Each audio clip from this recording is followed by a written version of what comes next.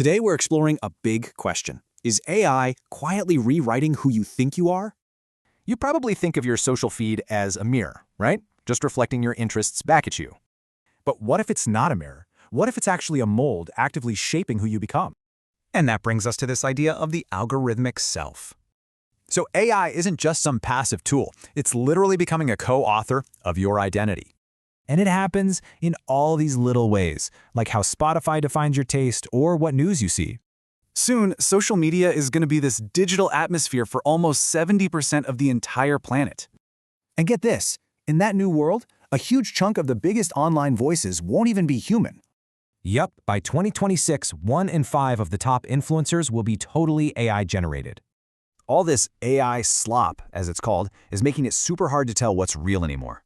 This whole situation kind of pushes us to create what psychologists call a false self. We end up performing for likes and shares in this, well, social approval economy.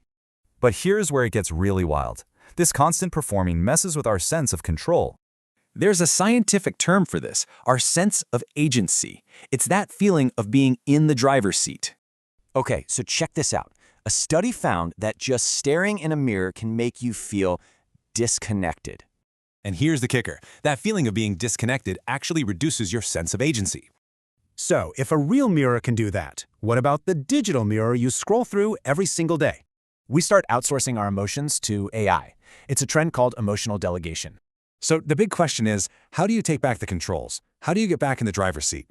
Well, one idea is the designic approach. You treat authenticity not as something you find, but as something you build.